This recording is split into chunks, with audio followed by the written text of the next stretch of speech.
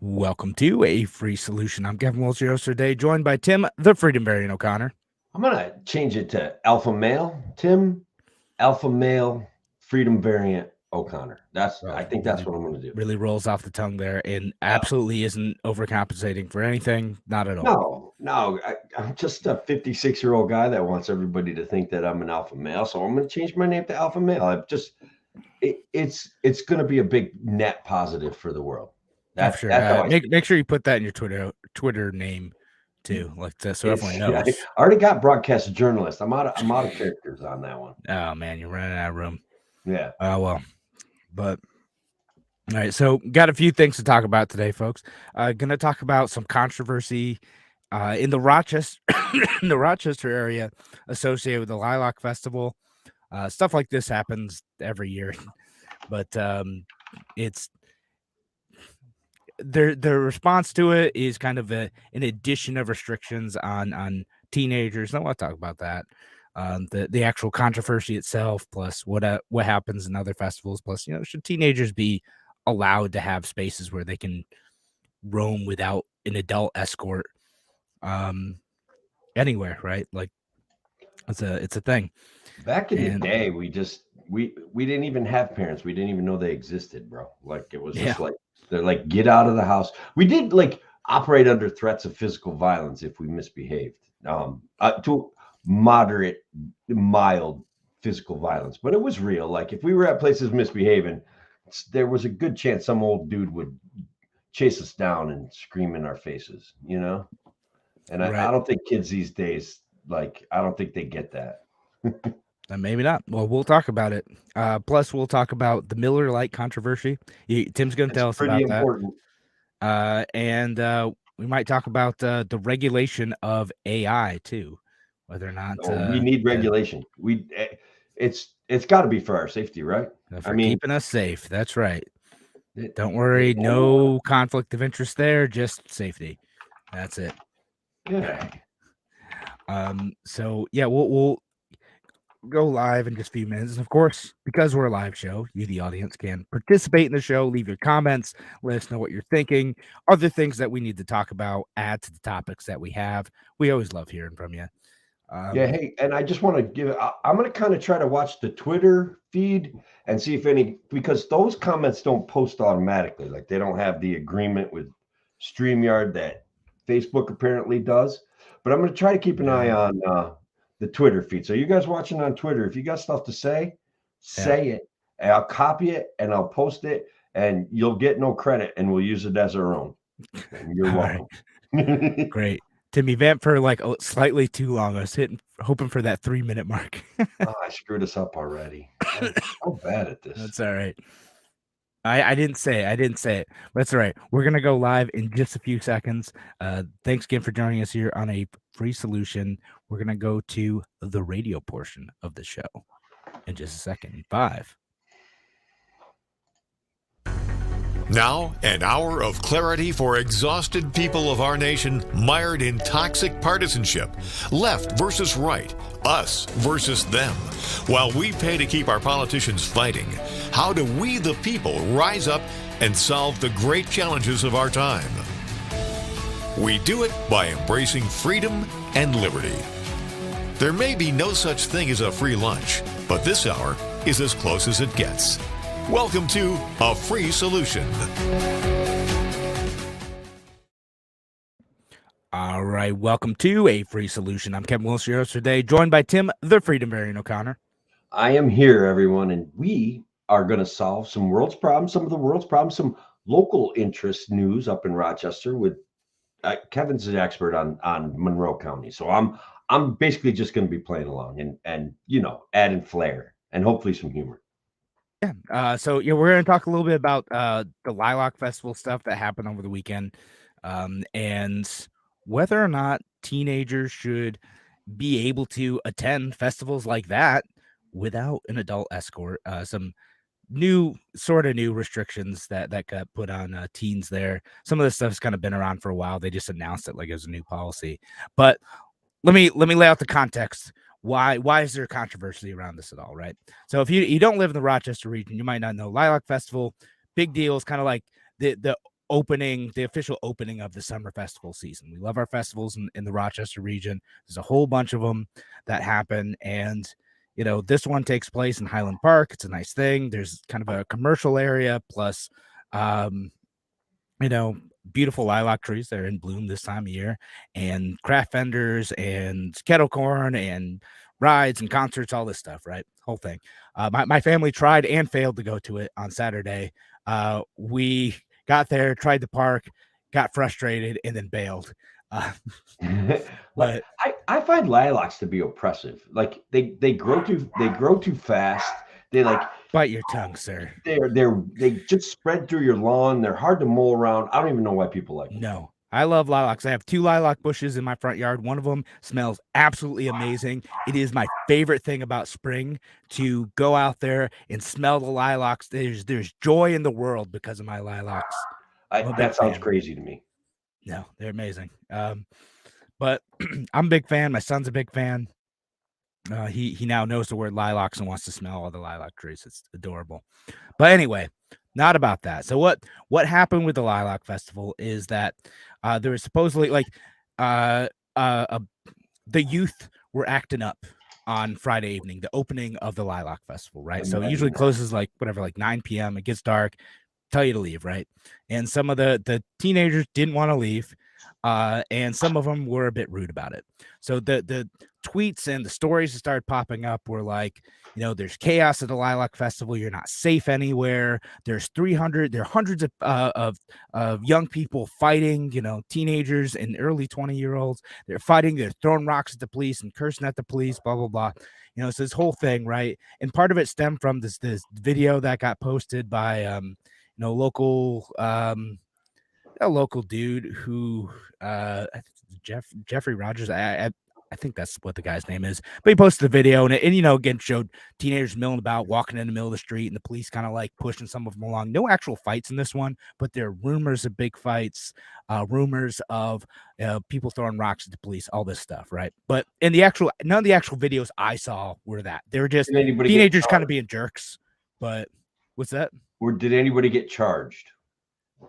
I don't even. I think maybe a couple people did, but like not really. Like for the most part, it seems like the police just push people along, and again, teenagers. Some of them were maybe not the nicest about being told to leave the festival. Disrespecting authority, I can sympathize. It's a thing sometimes teenagers do. It is a thing, and so most of them though, like, were probably on the scale of like just there hanging out a little bit late until the cops told them to actually get the heck out of there.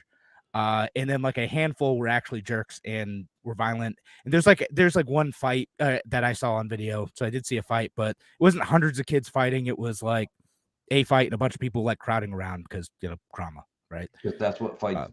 Everybody's got to get their camera out now if there's. That's right. Yeah, that's what they do, right? So everyone's got the camera out. So, and it's amplified, right? So now there's videos all over the place of fights, but half of them are the same fight, right? It could, yeah. I mean, it could go viral though, and just think what that does to your street cred, bro. You know what I mean? So like that's the thing. And again, I don't want to like totally downplay that Rochester does have a legitimate violence problem, and that sometimes teenagers are jerks, right? But to me, this feels a little bit blown out of proportion. People are just in a panic about it, feeling like they're unsafe, feeling like, we can't even go into the city. All the comment sections are always, we can't even go into the city anymore. I'm like, man, teenagers just feel them acting like jerks, right? Like that's a pretty high percentage of Karens in the New York State population, Kevin. I think Karens and Kyles, or whatever you want to call them. So like they're literally looking for their next big issue to be upset over. And look, social media tends to exacerbate these things. Like if there wasn't this guy posting videos, like who knows? It probably wouldn't have even turned into anything. And even, I don't know, the rules are the rules. I don't know. If your mom doesn't want to take you, don't go. Yeah, right. I mean, and well, the thing is, like in a city, like, people can take the bus. They can find their own way to get there. They can be there unaccompanied. We're going to get to some of that in a minute. This isn't the first time it happened. People were like blaming the mayor for it. It was like newish. And they're like, and Malik Evans, it's all his fault, blah, blah, blah. And this has happened quite a bit. I used to live like very close to where the festival takes place. occasionally there's fights. There's occasionally like they didn't even break out the pepper balls this time. It's not even real. That's not even a fight. It's not I even. It's know. I definitely mean, not like a riot. the Puerto Rican festival every year, the pepper balls seem to come out. It's like it's Was a it like thing. in? People want to hang out in the streets. The police don't want them in the streets. People don't take kindly to being told to leave. Things escalate. It's Quickly, like a was it thing like every an year. insurrection? That's my question. Do people feel like they were trying at the Lilac Festival? Do they feel like they were trying to overthrow the Rochester government and perhaps depose the mayor? That's the big thing. I'm pretty sure it's more like I'm hanging with my friends and I don't appreciate the man telling me to leave. Like that's like I don't think it goes any further than that for like every kid there. Like 95% of the kids. Again, I know there's a small percentage of them who are like actually up to no good or want to fight or whatever, right? But most of Right. them are just hanging out and probably Right. like just left. And again, you see crowds of people and it feels chaotic, but like that's a thing.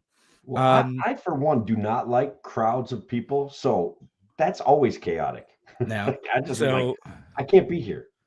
so I Tim, I sent you a tweet after this happened from like a local reporter. It says, new Lilac Festival updating security procedures following large altercation last night. Kids 17 and under must be escorted by a parent or guardian. Non-parental guardians can now only escort 2 children. All children must remain with a parent or guardian on festival grounds. Plus, they reiterated that they started doing this a couple years ago after another big fight. I think that one was actually serious. It's like a someone had gotten hurt from it. I don't know if it Right. was a shooting or stabbing thing. So they search all the bags, even though there's only a small festival that part of the festival that's actually fenced off. Like the rest of the park is still open. So if you wanted to do something like that, they can't prevent you. But if you want to go into the thing itself, to the concert area, you have to have your bag searched. But the thing I mostly want to talk about is the escort thing, right? Like which Yeah. was sort of a thing before, but now they're kind of doubling down on this policy, right? Should teenagers be allowed to be at festivals unaccompanied? And like, Tim, were you ever unaccompanied at a public event? Um, it it Kevin, like, look, we've kind of touched on this subject.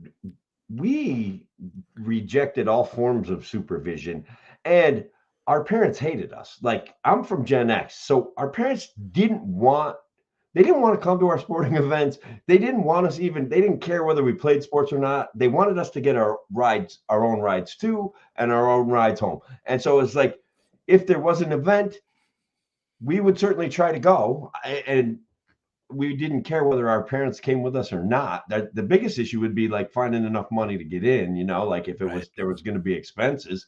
So it's kind of a different world in a way. So I have no frame of reference to help you with, man. Yeah. Our parents were And like, get out, go to an event. We would like, mine's were they mine's a the little bit same? more recent, but like it wasn't like get out. Is more like I lived in the Utica Rome area. You had to drive everywhere. I'd be like, Mom, Dad, please drop me off at this festival. There's a girl I have a crush on there and I want to hang out with her, right? It would be something like that. Or I'm going to hang Yeah, out with my buddies at this festival and we're just going to like screw around for like 4 hours, right? That's the thing we did in the, absolutely. summertime. And we just kind of like hang out, and we'd had like a tiny bit of money that we'd gotten from wherever and be able to play a handful of games and then just kind of sit around and, do whatever, right? And so there's not many spaces where teenagers can do that now. And most people were doing what I was doing. Any mischief was like relatively mild, right? Sure. Not actual violence, not hurting people. Most teenagers are going there maybe being loud and obnoxious. I certainly was, but like not actually hurting anybody. And there's not many places teenagers can do that now. Like all the malls in the area, you're not allowed to be a teenager unaccompanied by an adult either. Like actually, when I first moved to the area, I got mad at a security officer because I got carded. Some security officer walked up to me and was like, "Hey, can I see your ID?" And I'm like, "For what?" For Well, you what, can't, bro? yeah, like you can't be in here unaccompanied. I'm like, I'm 23. And he's like, no, it doesn't matter. I need to see your ID or I'm going to escort you out of here right now. I'm like, bro, it's the mall. What the heck are you talking about? I was like, that's the rules No. here. Maybe you're not familiar. Dude, what? Was that up Holy at the cow. mall in Greece? But I like, that's also what I did as a teenager. I went to the mall and I just kind of wandered around. I worked at the mall, I too. mean, So I'd kind of hang out there. it that was part of our culture, man. Like teenagers going to the mall, and like we had a baseball team in Oneonta. We used to like at 10 years old, we'd go to the baseball games. Like there was no parental involvement. If we could sneak in, we'd sneak in. Lots of free nights. They'd have free tickets all over town, and we would just grab a free ticket and we'd go. And there was never any like, hey, like where's your mom and where's your parents and stuff like that. There was never any of that. We would just be there, getting into little scuffles, and I don't know. Yeah, like occasionally there's gonna be fights. The teenagers, there's hormones going high, but like for the most part, like most people ain't hurting anyone. And let me get to a couple of these comments, and then I'll kind of get to one of the bigger points too. So Patricia says escort needed at Destiny USA Mall for teens. Yeah, like that's a thing. It's a big mall out in Syracuse if you're not familiar. It's pretty cool. I've been there. The Destiny nice. Mall It's huge. got all sorts of neat stuff. They've got a comedy club. They've got a ropes course. They've got those crazy unlocked rooms, and then they have like 7,000 stores. So it's like that's a whole thing, right? I don't even know. It's crazy. And Trish says everyone should be free to roam the earth, and there should be no restrictions. Fair enough. Yeah. Fair enough. I get it. And then Trish Marie says, I went to concerts and rock festivals as a teenager without parents. I did too. I went to K Rockathon as like a 16-year-old. It was great. I had a great time. That was just the thing we did. Like you guys are so young. Like that was just somebody would get a car, we'd drive to Binghamton, we'd see Loverboy or REO Speedwagon or George Thorogood and the Destroyers. That was literally just a thing that we did. We didn't need escorts for that stuff. And back then no one expected us to have escorts for it. It's weird to me. And then Patricia, next New York State Fair will be requiring parental supervision. Maybe again, same thing. Just all right. My parents would want to go look at like some of the stuff that they could shop and buy for, and I'm like, all right, my brother and I'd be like, all right, we're gonna go hang out and do the rides. See you later. We'll meet you at this part at 5:00. Whatever. I will say that my kids are different. Like they don't mind me being in the background, like at certain events. The world has definitely kind of changed a little bit. It's not that we minded in my brother and I's case. It was more like they wanted to go look at the stuff that you could buy. They wanted to go watch the demonstrations, and we were not interested in that. We're like, no, we don't want to hang out here. Please let's just go like do other things. We'll go look at the animals. We'll go look at the rides, like anything but this. Going shopping for jewelry, handmade jewelry at a local fair. Like, no, I don't want to do any of that. But I'll see you later. If you're not at the car, I'm leaving you here. Okay, leave me here. See you later. And just Patricia Blanchard going on and saying, Boomer, we walked everywhere unsupervised between breakfast and dinner. After dinner, we were gone until bedtime. Take a little Rascals button color. Yeah, I'm sure that lots of folks are like that. And Sam says, I hope we can reject the ideology of punishing whole groups because of the behavior of few individuals, innocent until proven guilty. Yes, Sam, and I think that's huge. That's profound, really. Like that's our society is continuously now we're stuck in this situation of punishing groups of people, demonizing groups of people, and to what end? Like it doesn't. I feel like every single thing lends authority to the government and takes away individual responsibility. Like almost every single thing, now including the oppressive lilac bush. That's the oppressive lilac bush. Kill me. But no, I mean, like it is a big thing, right? Like whenever someone's proposing a law to go after what is a very small number of people, right? I think of this in terms of surveillance stuff. I think of this in terms that we're going to talk about regulations later, but all sorts of like stuff that exists within the criminal justice system where they put restrictions on everybody because of a handful of bad actors. That kind of chafes against my libertarian principles a bit, and I don't like it. Even when I do recognize and see there's like visual evidence of like people acting like jerks, and people want to live in a city that doesn't feel chaotic and dangerous. And I get that the desire for safety can lead to some ridiculous policies, but one important thing I think to recognize in this whole thing is teenagers do need the freedom to go out and start to learn how to be independent adults, independent free adults acting on their own, right? They need to go out there, like not be having the parents hovering over them, not be having them dictate or guide every move. They need to go out and do things on their own and make mistakes and be awkward.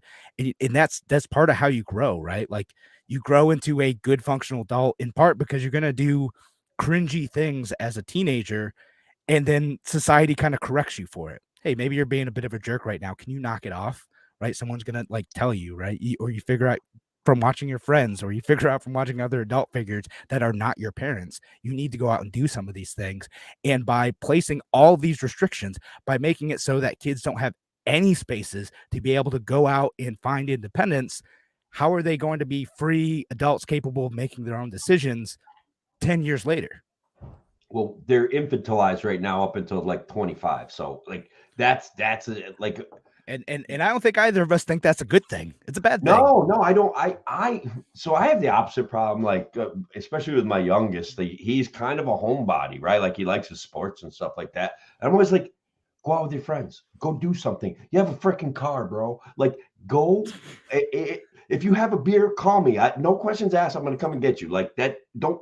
You got nothing to worry about. And it's like pulling teeth with this kid. You know what I mean? Yeah. Like, I'm not saying I want. Well, you know, it's funny. I've heard that from a lot of people who are just like, oh, a lot of kids would rather just kind of stay at home and hang out, and you have more options to socialize from home too, right? So, oh, no doubt, man. They live their lives on social media, and they have legitimate relationships that develop on social media that turn into real relationships. They have real interaction on social media that teaches them about the world and stuff like that. But it's also kind of cloistered, and it's also kind of enclosed, and it also doesn't take that much effort, so it doesn't have as much meaning. I think, like it's just kind of it's a strange and interesting time to be alive. That's for sure. Yeah, it is unique and provides its own set of challenges. And again, socialization is gonna look a bit different, but overall, again, I think it's still important for people to have some of these spaces. And like in Rochester in particular, if there's nowhere you can go that doesn't cost anything to be able to hang out, like relatively unsupervised with your friends, where you can just feel like you can be yourself, you're going to do it in, other ways that are maybe like less controlled, less safe, right? Instead of hanging out at the mall, hanging out at the movie theaters because you're not allowed there, you're going to go hang out like in an alley with your friends. Like, I mean, like, I'm exaggerating a tiny bit, but like not exactly either. Or they're going to sit in their bedroom and text their buddies all day long and their girlfriends and have make-believe relationships where they don't have to deal with a person's face-to-face emotions and reactions to their behavior. Like it's weird to me. Yeah. I mean, listen, you either get that or you get places that are less structured, right? Like you're a little bit safer in a place like a mall. You have like not direct supervision over you, but if there's an actual fight, there's probably going to be some sort of intervention. It's stuff like that. But again, when it does happen, people freak out, they put restrictions, and now you no longer have those spaces to just be yourself. All right. Good for most teenagers, it's just not really doing anything wrong, not hanging out, just learning to go out and socialize. But we are running out of time for this segment. Thanks again for joining us here on A Free Solution. When we come back, we'll wrap this up and then maybe talk about that Miller Lite controversy. We'll get to that too. All right. Thanks again for joining us on Free Solution. We'll be back in just a few minutes. Talk to you soon. All right. And we'll make sure we get to some of these other comments.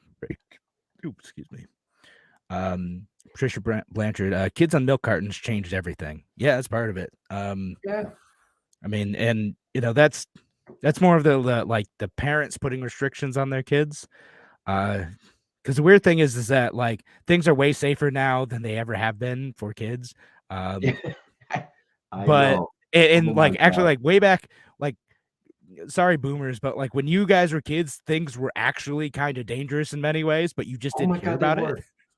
There's real stories about like serial killers blowing through Oneonta, New York, hiding bodies and stuff. And, like it's a thing. That's definitely, we've managed to kind of slow that stuff down. Yeah, like better like situational awareness that we teach kids, and it's like stranger danger is kind of a mixed bag, but like there is like a hey, if someone is acting in like these sort of weird ways, like do not like go off with them, right? Like that's Right, that sort right. of Like, look, free puppies. If it's too good to be true, it's too good to be true. Stay out of the yeah. white van, kids. Stay out of the white van. That's I want to Yeah, make sure but you. like, I mean, it definitely affected like my wife wasn't allowed to. She told me that she wasn't allowed to go very far on her street because there's a girl in Rochester around her age who's kidnapped and murdered, and that absolutely freaked her mom out. And just for Yeah, for a long time, like just you can't go out of sight, you can't go anywhere.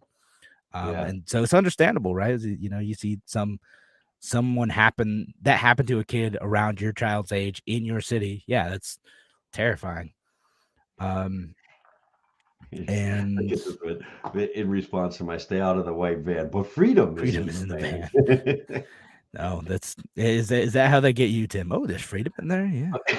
I was, I mean, I was the kid that brought kittens home, man, and puppies. I was definitely like, oh, you got to buy. I'll bring it home. We'll see how it works out. It invariably worked out bad for the kitten, like not because we tortured it, but just because you become apathetic in relatively short order when you're young. It's like, Yeah. does that thing need food again? It should Yeah. go get its own food. It needs to go get some squirrels. Read this one. Sam, boomers literally had lawn darts. Gen Y millennial got beanbag toss. Hey, Listen, Gen X guys, Gen X existed. We're still no, here. they don't even matter. And we had lawn darts, by God. I mean, you can still get lawn darts if you want to. Like you just got to be more persistent about it. I've Kids, played lawn darts before. around the time I had my kids, I'm like, you know what's a really bad idea? Jarts. I don't really want to. I'm Yeah, probably no, never. I would not allow darts around my like toddler son. Yeah, Like no. when I played it as an adult, it was a bunch of us in our like mid to late 20s, like hanging out playing it because someone had it up in their attic, right? Yeah, yeah. But it maybe use some common sense. But like we've, you know, most of the games that we've played like have been relative. Well, didn't just have beanbag toss. We used to play like a can jam was the biggest one that of my generation. Like as I was 18 to like 25. Can And jam's fun. I'm not yeah, obviously. I'm kind of not spry as I used to be, so it's slightly less fun. And I do like the cornhole beanbag toss games. I'm actually like above average. So when there's a party and we've got cornhole boards, people are like, Tim, will you be on my team? Will you be on my team? And then we gamble, and then I lose, and I lose money, and my wife gets yeah, mad. It's just awful. It's terrible. It's yeah. terrible. I'm okay. I'm okay at cornhole. So Yeah. that seems to be the big one now for the most part. And Barroom sports, bro. I mean, it's there. It's got all the things. yeah, I think. and Shell and I had lawn darts. All right, these Boomer, guys been yeah. waiting for this Miller Lite story, Kevin. How much? Yeah, no, we should get to that. All right, let's go back in 4 seconds. Okay. 3. Welcome back to A Free Solution. I'm Kevin Wilson today, joined by Tim the Freedom Bearing O'Connor. I'm here, Kevin, and guys, I don't know if you've been paying attention, but I'm on Twitter, and man, oh man, do they have their finger on their pulse of the nation. And so recently, as you guys may remember, Dylan Mulvaney was hired to be the spokesperson for Bud Light. Now, apparently, this sparked renewed interest in an ad that came out in early March. And guys, I say this for a specific reason, okay? Because after the Dylan Mulvaney event and Bud Light sales got kind of, knocked into the can,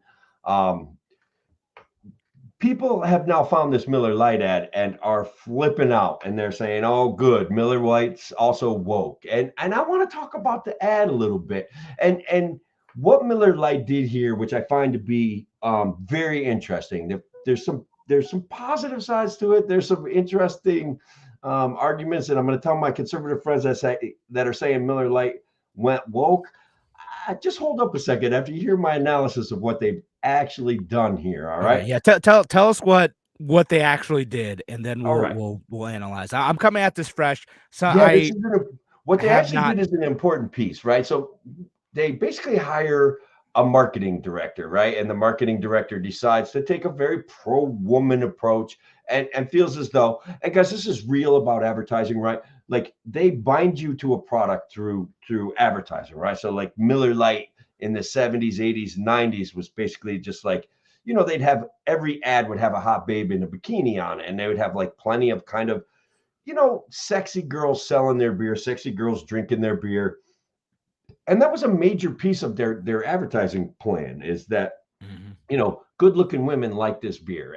And so they hired a new marketing director. And what Miller Lite decided to do was they were going to go out and purchase all of this stuff left over from the 80s and the 90s that may now not just sexualize women, use women's sexuality as a sales tool.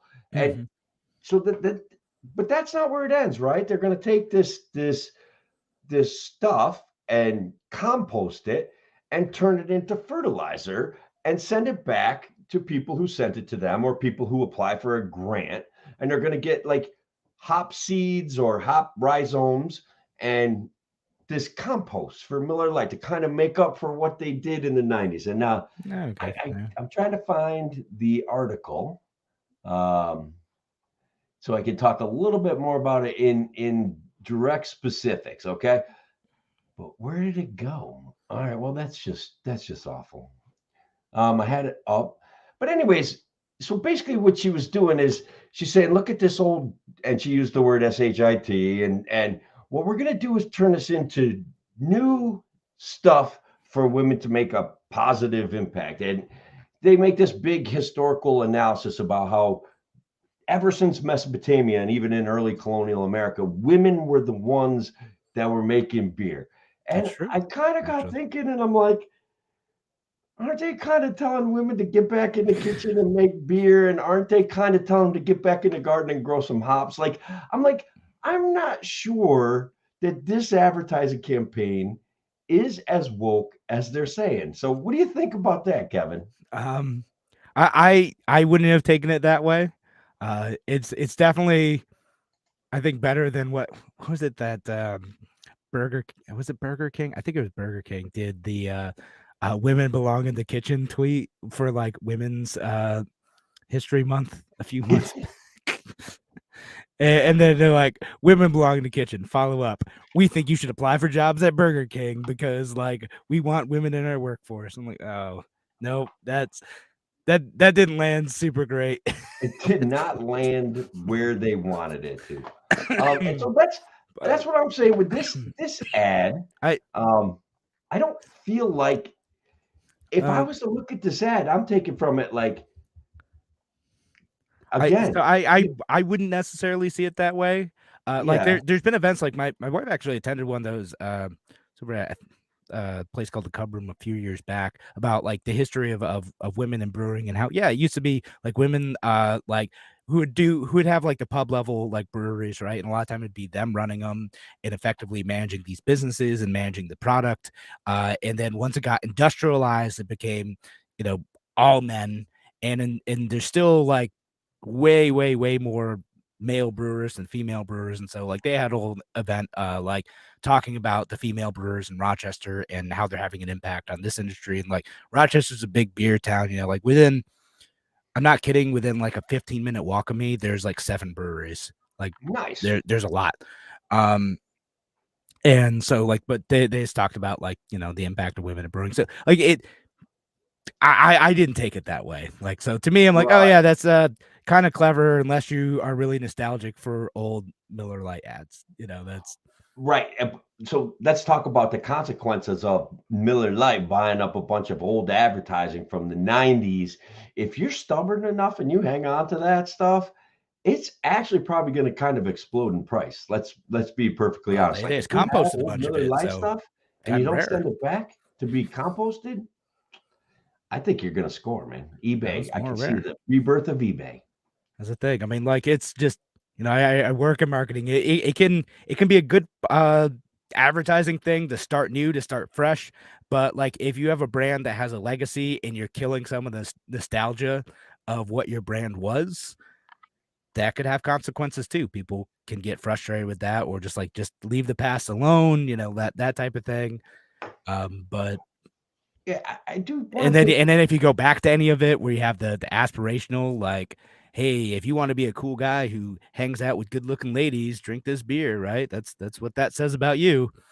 Well, If and you go back to it now, it's isn't that something that we used to know about advertising? Like that all of it was just this big scam to like get us to buy their product. And so the people that got offended with Bud Light, I guess I kind of get it, but like it was always a scam. Like Bud Light was never really a good beer. Miller Lite was never really like A plus grade A beer. It was a beer brewed for mass consumption, low cost, and they sold it to you with advertising. So when you get upset, you're upset at the imaginary bond that Budweiser managed to build in your brain, that this image of you that isn't real anyway, that you've associated with Anheuser-Busch, Clydesdale's cop cars, fire trucks, and I right. don't know, puppies, man, Yeah, I and mean, frogs, right? Like that's like, guys, it's never been real, right? You're not buying real beer from anybody. It's just like watered down beer that you can drink a bunch of without getting wasted.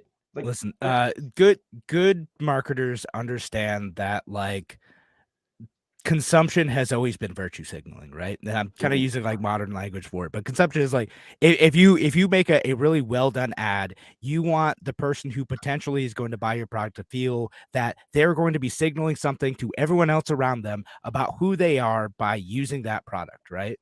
You know, it's yeah, not always just about like the features and the benefits of the product. It's like I'm going to be a good person. I'm going to be a cool person. I'm going to be like whatever, right?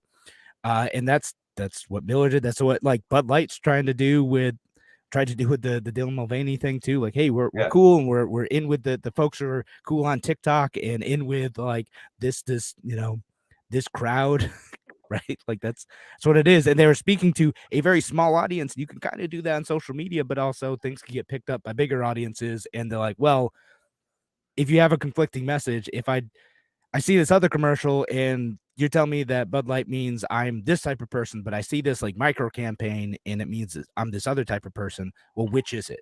Right? What am I telling people about me if I consume this beer?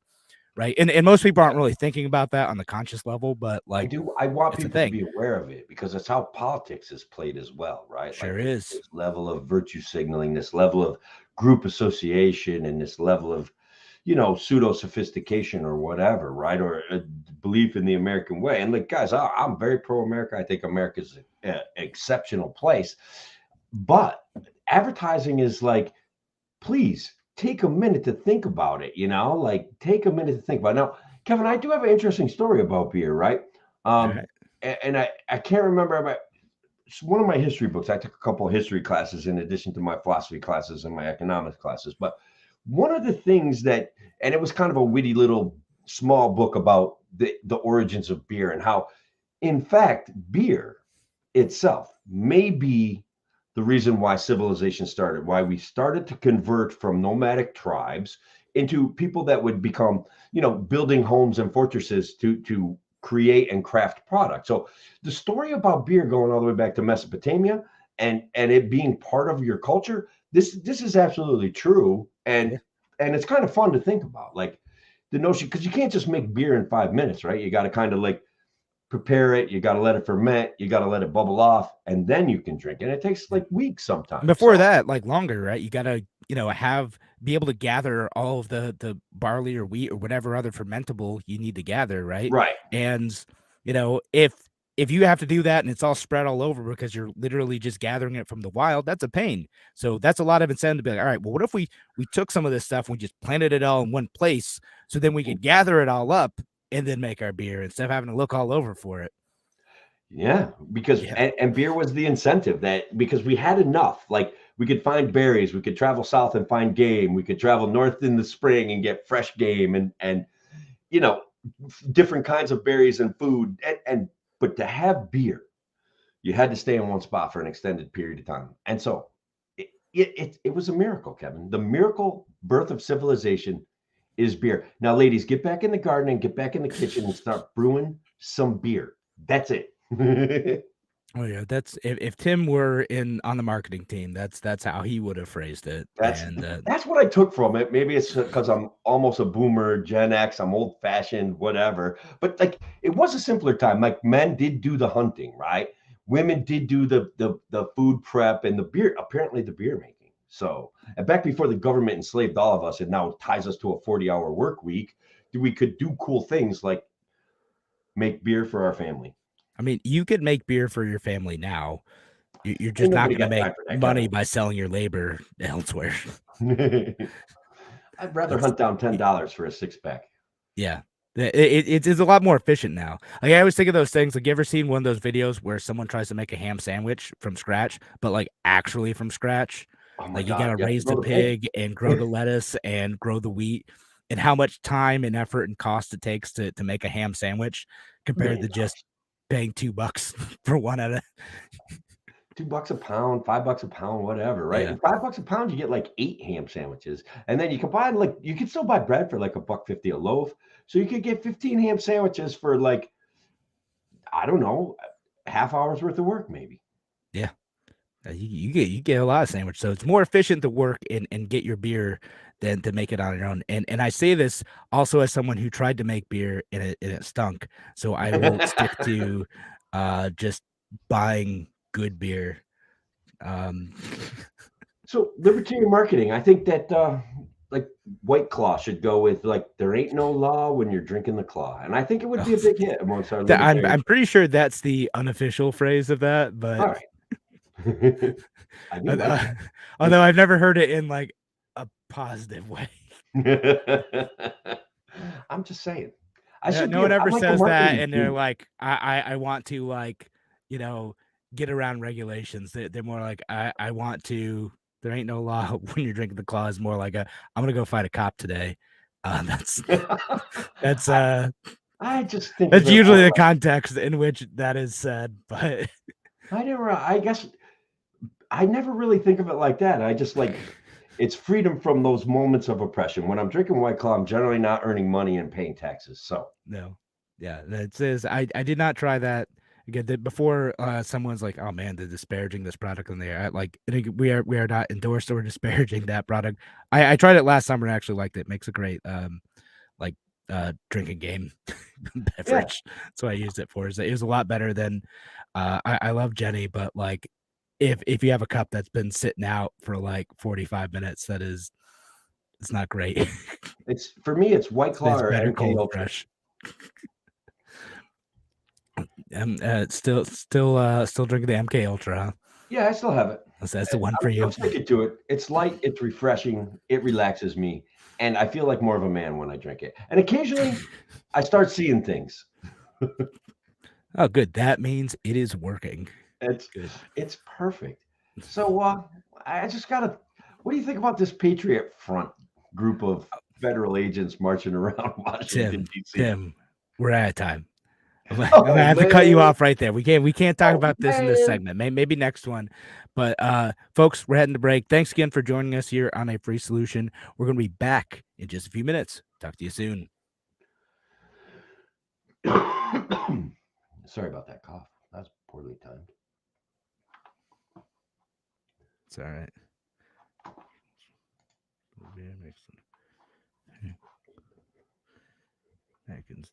Americans don't drink beer. They drink pale ale. This is true. I even most people drink like light lager, like light corn or rice lager. But Isn't that what Bud Light is? Bud Light is rice. Miller is corn. Okay. All right. And I think they barley and they use corn adjuncts.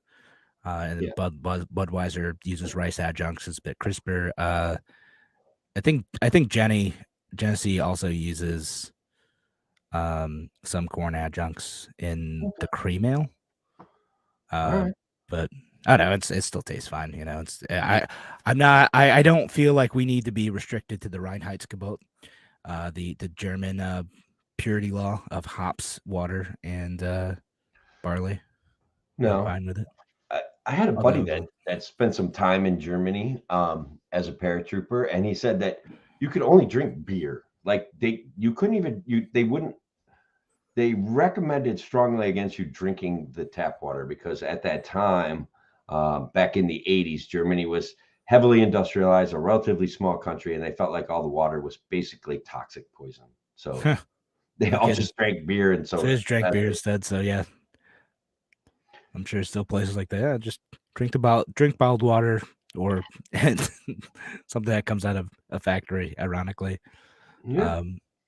no, I'm drinking Pilsner Urquell right now, which is like a Czech beer.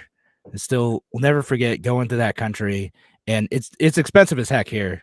It's like Czech Pilsner, but you go over there and like I remember just walking around in the woods, and then suddenly a pub is there, and they Just sell out of fried nowhere. cheese and they sell beer, and the beer is like $1 a piece.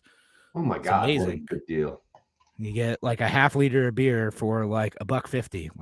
Great. It's just That getting is sweaty on the beautiful. hike and getting thirsty, right? Time for a beer break. I inherited it. What my actual beer tonight is Bush beer. I inherited like, I don't know, 60 or 70 Bush and Bush lights from my neighbor when he passed a few months ago. And so, I have to drink it in his honor. Yeah, that makes sense. So we still got to talk about AI regulations. We need AI Yeah, regulations. I know. We'll see what we get to because I thought of another topic that we could have talked about, like Elon's speech stuff too. Uh, Tim, well, folks in the audience, you can tell us. We're gonna go back in just a minute. You can tell us if you have a favorite topic. Maybe we'll save the Patriot, whatever the those guys for uh the After after hours show. part. I do But I do think the radio audience would like to hear my take on the all fact right, that no, we'll lead with that, and then we'll decide if we want to do AI or Elon Musk. yeah. All right. So okay, we'll head back at 47, All right. and you know, comment section blowing up about root beer, blue root beer, and dandelion wine. Apparently it's dangerous, more dangerous than I thought.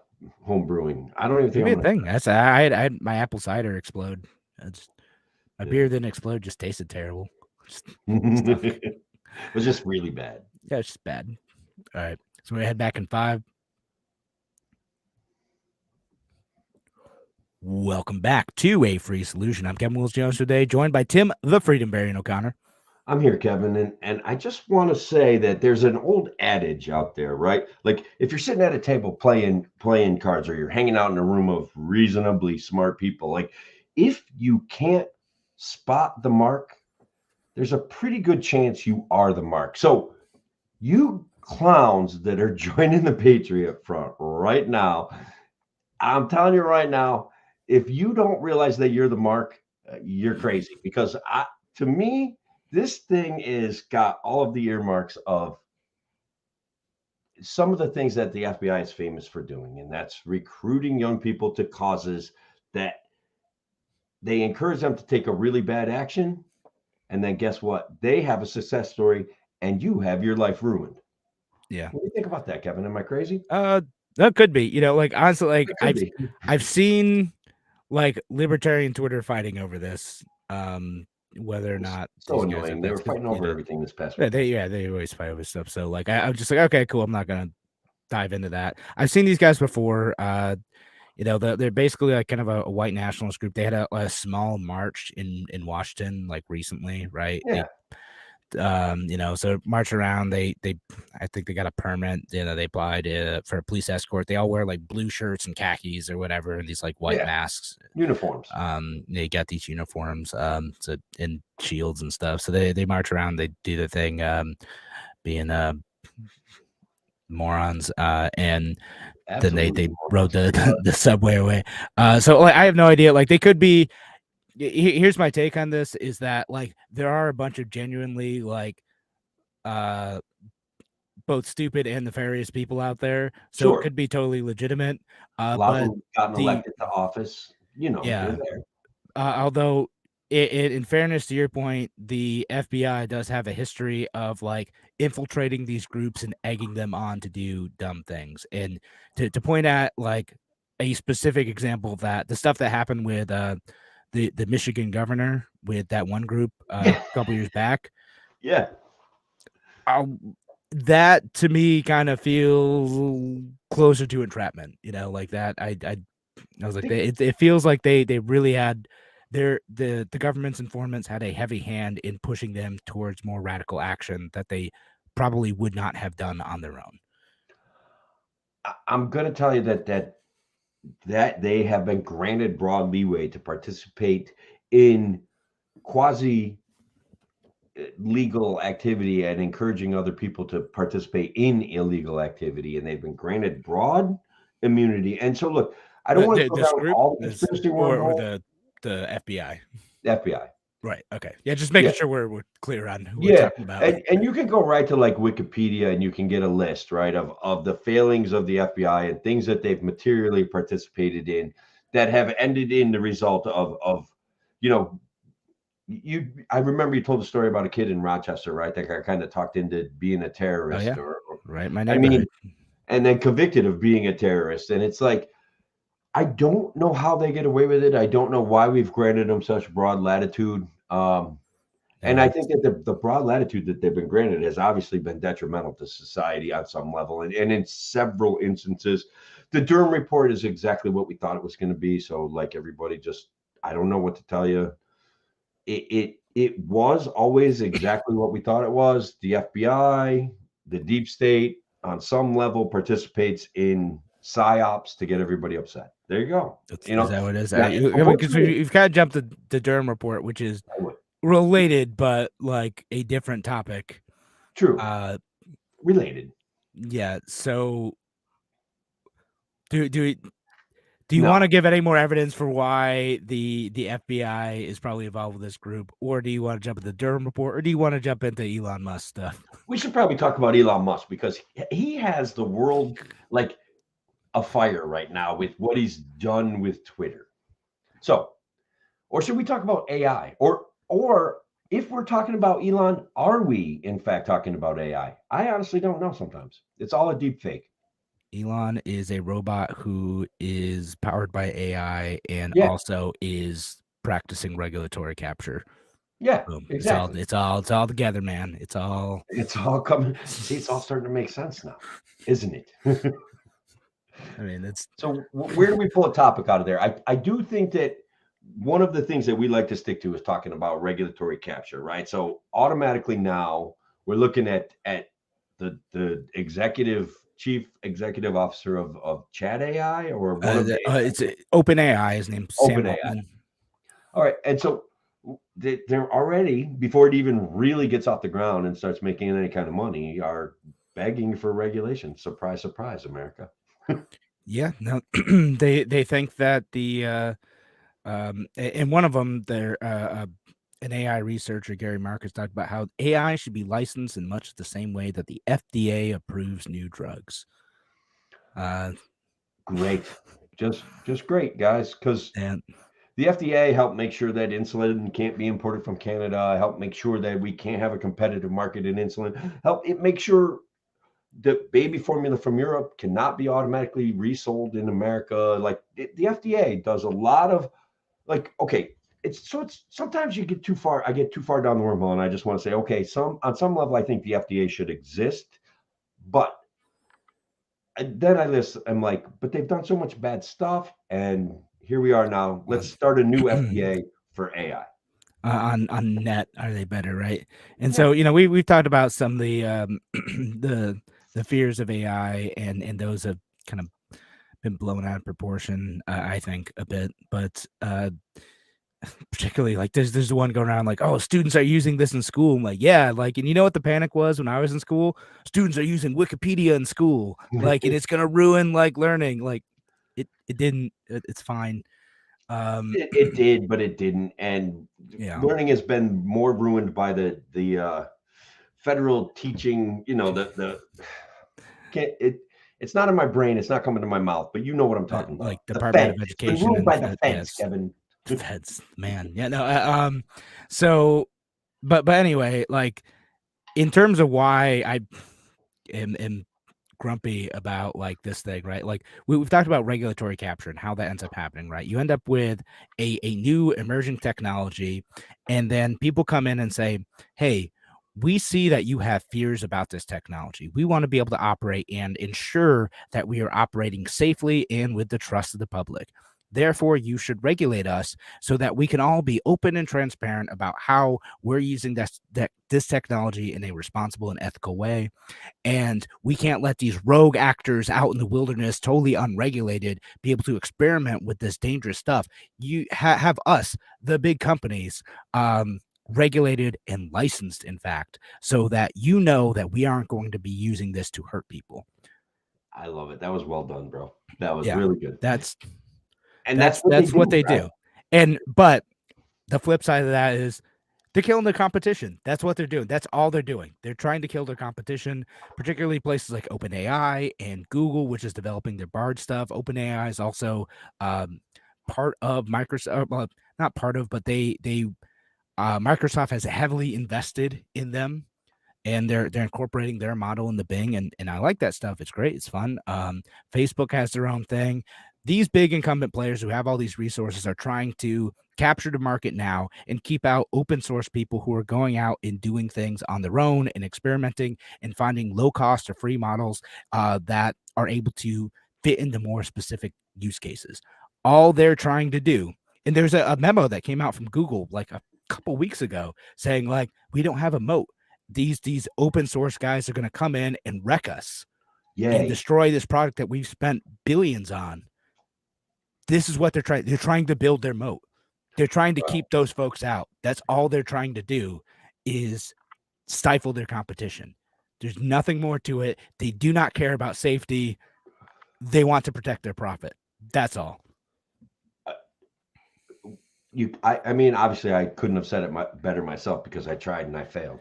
But that's an absolute fact, right? Like, regulatory capture crushes small businesses. And I have an interesting story about one of our friends. I don't know how our time is looking, but Queter, our friend Thomas Daniel Queter is confined to a wheelchair. He's opened this Mobility Independence Foundation, and they're going to have a robotics competition where all of the controls for the robotics systems that they hope will be able to translate to wheelchair technology it's going to be an open source competition, so that basically they'll have a platform that they like, and then everybody's going to be able to use that platform to develop better wheelchair controls. I'm very excited for him, and I'm very excited about what he's doing with that Mobility Independence No, Foundation. it's cool. Yeah, I've been watching some of that. So yeah, if you're not following that, that's cool. He's going out and doing his own thing, and I always appreciate people generally, but it's nice to know someone doing this who's going out and just be like, you know, I'm gonna go out and figure out something to make the world a better place. I'm not gonna wait for people to like help me. I'm gonna go like find the people who are gonna collaborate, do cool stuff, and make people's lives better.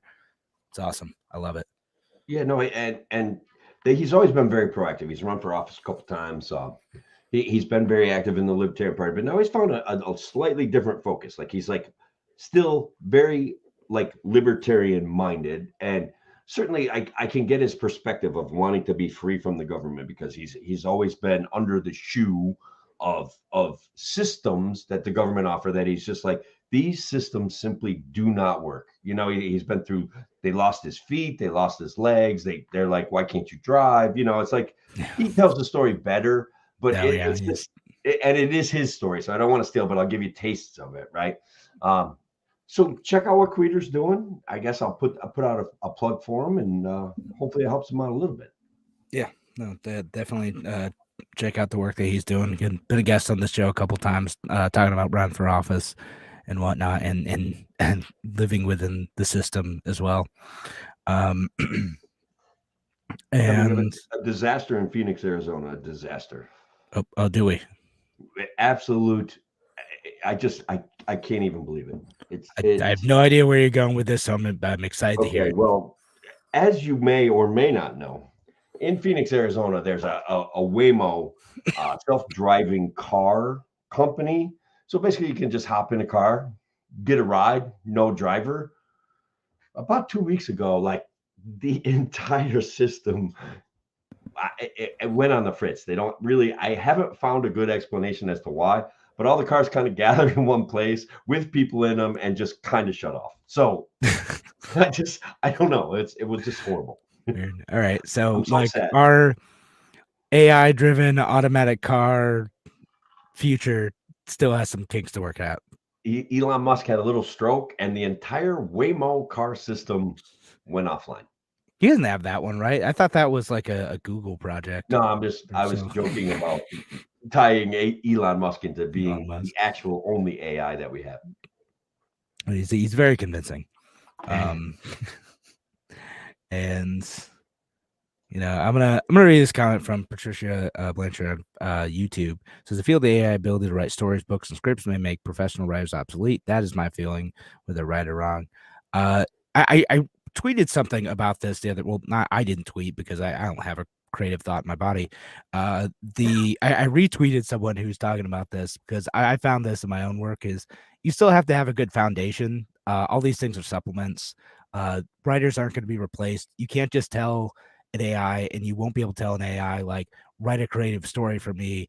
You still have to give it a foundation, an adequate prompt to be able to create anything interesting for you, and anything in programming and in writing and anything else. It is a tool to enhance the work that you're doing, and you still need to be interesting and clever and creative and have a basis of knowledge to be able to use it more effectively. Yeah, so there's this fear that I think is unjustified, and you and I have brushed on it in the past, but that AI is actually like thinking and making plans against the human race. Like it's like just the second it starts to really think, it's coming after us. And as it stands right now, Chat GPT and the AI chat platforms and all of those, what they can do is amazing. But what they're really doing is taking a search engine and using it to come back with answers that fit your question or your direction. It's not like it's not coming out of nowhere. Not self-directing yet, unless we get licenses to stop it. That's We need licenses, and guys, that will automatically open up the subscription-based pay model because then they will not be able to offer it for free. They have to pay the federal government for the licenses. Yeah, you gotta show that you're complying. So suddenly everything's gonna get super expensive and probably only limited to like enterprise use. Hooray! The price we pay for a civilized society, Kevin. That's right. All right. We are out of time though, Tim. For the radio part, we may continue talking afterwards. Thank you everyone who joined us here on WYSL. We're going to continue the show on the online version a little bit more after this. Appreciate you being here. Have a great night, folks. All right, we can continue. All right, I got a story again from Patricia. Sent it out to me. She finds these funny stories, and so she automatically thinks of us, right? Which is great. I appreciate it. But let me pull up the article so I don't mess it. In Denver, Colorado, this past Saturday, it looks like they caught a guy speeding, and he basically the officers watched him, and he was apparently intoxicated, but he decided to make pretend that his dog was driving the car and fled the scene. Which, guys, actually, I don't know that you should leave your dog alone with cops, but that was the decision that this guy made. Yeah, probably. But yeah, okay, hold on. I got a pretty good comment going back to the AI stuff. He's a data scientist, and look, that apparently that's a thing. Yeah. But thank you for your comment, Sam. A data scientist here. What people should fear about AI is people using it poorly and maliciously. Shadow banning filters. And so what I have seen is like Kamala Harris is kind of a train wreck sometimes when she talks. But I've seen some AI choreographed and edited footage of her that makes her look even more vacuous when she's speaking than she is normally. So that is a real danger, apparently.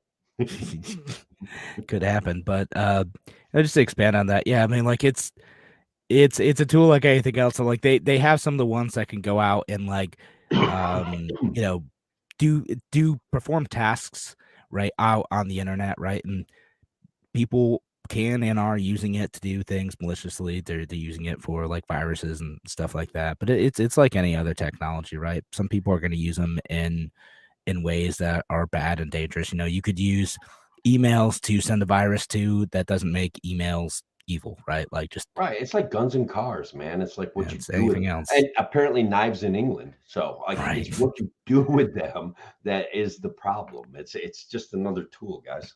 Yeah. So like, and it's we've gotten to the point where like no one thinks that because I'll go back to emails are inherently evil because like they can be used to do phishing scams, right? Right. But I don't take any chances with emails, Kevin. You just don't read them at all. Just I don't. specifically do not check my email unless it's my work email and I'm working. So those are the two requisites. I do have a work email. Ain't nobody getting that address ever. And my Gmail, like I have like 87,000 unread emails in my. It's like, thanks, Scott, for Stuff. offering me money, but I don't know you and I don't know what's going on. And now leave me alone. Thank you very much. No, I mean we just get like my work email because I have to use email for work, right? We just get like maybe once every 2 weeks a fake message from our CEO who's like, "Hey, I'm at a meeting right now. Can you buy a bunch of Apple gift cards?" And they're always something like that, right? Yeah. Yeah. Um, I'm terrified I might just say yes to those things. yeah, that's how they get you. Yeah, if your boss like emails you and is like, "Hey, go buy a bunch of like uh goods that are hard to trace," like maybe don't, maybe call your boss. But yeah, we get those like just constantly. Yeah. Shelly's planning a chicken barbecue for a fundraiser for people in wheelchairs who are confined to flat surfaces. E-trikes and e-bikes for everyone. Shelly, when you get the details a little more solidified, feel free to reach out to me. I know you don't come on Facebook very often, but if you can get on Facebook, send me a message. I'll do what I can to popularize it for you. And I don't know, did we solve all the world's problems? Probably. We got anything left? I checked Twitter. Twitter was not as active tonight as it was last week. I don't know. I don't know what to do about that. All right. I know. So we never went to the Elon Musk like Turkish censorship thing. We should. You know what I do? You want to do that quick? Can we do that for let's spend 5 minutes or 10 minutes on that issue? Yeah. There's to me it's very confusing. Like Twitter is a little bit more fun now because like the trolls are not getting banned right away, and even like there's this concerted effort by Elon to have conversations with people who are trying to have conversations, even though I will call them deep state jokers, but there's the Krasenstein brothers are trying to put a decent face on having communications. They always end on the side of big government and like let's trust the courts and well the FBI, blah blah blah. These are sacred institutions and I don't like that pattern of communication because if we're not here double checking those jokers, no one is. And I think whether you're a Democrat or Republican, you should at least have some ounce of skepticism in your body, right? And these guys have none of that, but they try to have conversations, and so it's cool. And Elon's participating with them. But so this Turkey thing, I was like, all right, I like Twitter now, but he did something that's kind of, I think, a little scary, a little questionable. Yeah, and yeah. So what he ended up doing is they announced this through their like Twitter global governance thing. It says basically in response to a legal process to ensure Twitter remains available to the people of Turkey, we have taken action to restrict access to some content in Turkey today. Basically, then this was over the weekend, but basically the Twitter decided they got a censorship request from the people in power in Turkey, that like Erdogan's folks, and they censored opponents in the election that was taking place like the last couple days. So yeah, he agreed to do that, and they had some flimsy thing about it being dangerous, and that's why they need to censor folks. And then Elon's reply to that, instead of actually like standing strong for free speech, is that they would have throttled Twitter throughout the entire country, so it's better to keep it active partially than to take the stand for principle of free speech, right? The problem with that is Twitter has done this in the past. So they did back in 2014 with Turkey specifically, where the same government was trying to censor their opponents, and they asked Twitter to shut them down, and Twitter told them to pound sand, and they did shut down Twitter temporarily. And the Supreme Court of Turkey said, no, you can't do that. And So under Jack, they supported Turkey, and the right to Turkey having access to the internet and being able to tweet out yeah. whatever they wanted about whatever was going on in the country. And Mhm. I do think that social media has a real value there. Yeah, no, I mean, I think like Twitter under Jack was very, very like pro free speech. Like they would very rarely, if ever, like give in to censorship, right? And So then we get to the Twitter files and what they did during the COVID stuff. And right, I yeah, think, and that's a little bit different. And I think when I said that to you on social media when I responded to some of your stuff, I was like, well, up until before COVID, Twitter was like really good on this stuff, right? And right, okay. I would hope that Elon would get back to that Yeah, rather because than there is value, and that's one of the more valuable things. That's one of the biggest values I find in TikTok, right? Like I don't spend a ton of time on it, but finding news as fast as any place else in the country, like it presented in an interesting fashion according to your biases or whatever. I find that to be valuable. yeah. It's like, No, well, that's the thing, right? And that's what Twitter can be used for, TikTok can be used for, and but if you're caving in the government censorship anywhere, I don't trust that company very much. And again, TikTok ByteDance does a bit of that for sure. their Chinese citizens, and so take that for what it is. But again, if Elon's gonna make this stand, like he's going on about like, well, we got to make sure that like the speech is legal, and like I'm here for protecting legal speech. All right, like That was really creepy. Like yeah, it's like that no, I'm not like legal speeches. I don't care about that. Like it's not worth protecting. Like just speech that government like says is okay. No, who cares? Like no. that's not the standard we ought to apply here. What's Snowball in Animal Farm eventually walked on two legs too. Like he Right. was like the best pig in the whole thing. But before they killed him, he walked on two legs, guys. Like that's the deal. Like the hero of the story, sort of, still walked on two legs. So, that's when I see these things where I'm saying he's a champion of free speech. And then he says something about legal speech. I see that he's still just part of the system. And guys, like I said before, while I like what he's doing, he's obviously one of the wealthiest men in the world because he's a very effective credit farmer and he makes huge deals with the government that make him millions and millions and billions and billions of dollars, literally. So Yeah. that's one of the things. God, Kevin, did you hear about the little Facebook glitch that was going on? I got a funny story about it. Oh, the sending out friend requests thing. Yeah, like if someone clicked on a person you may know and you click on that, it would automatically send out a friend request, right? So the guy that I ran against, and Pete, if you're watching, I don't hate you. I just think that we need better governance. But so, anyways, him and I were friends on Facebook, and we would occasionally, exchange ideas and politely, banter. And Right.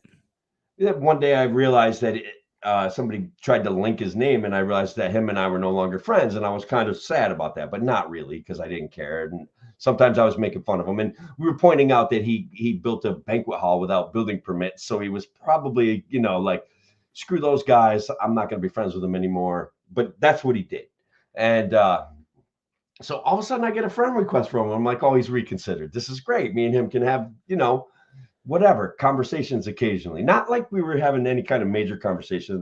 We're not like buddies or anything like that. I don't mean to imply anything there, but so then I heard about the glitch, and then so I double checked, and he had unfriended me. So but the dude's scoping out my profile, and that's kind of creepy. Let me put it that Man, way. it's just like nope.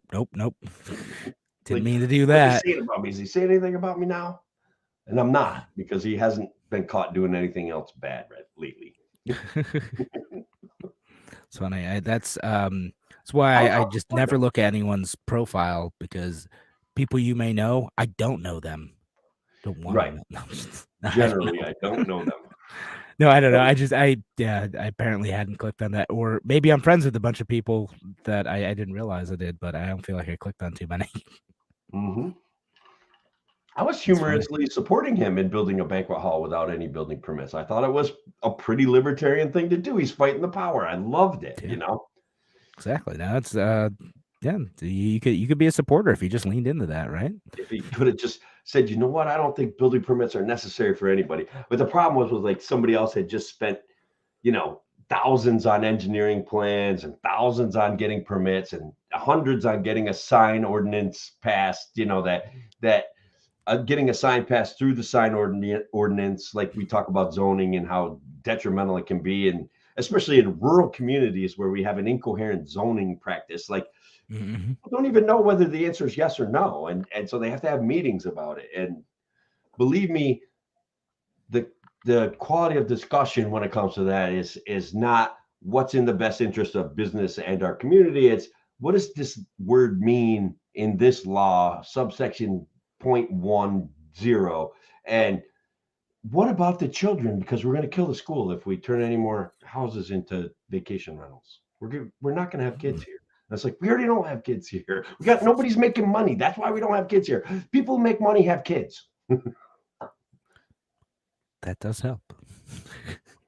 Just No, saying. instead they're busy solving another problem while making things worse. Ultimately, that's the story of government.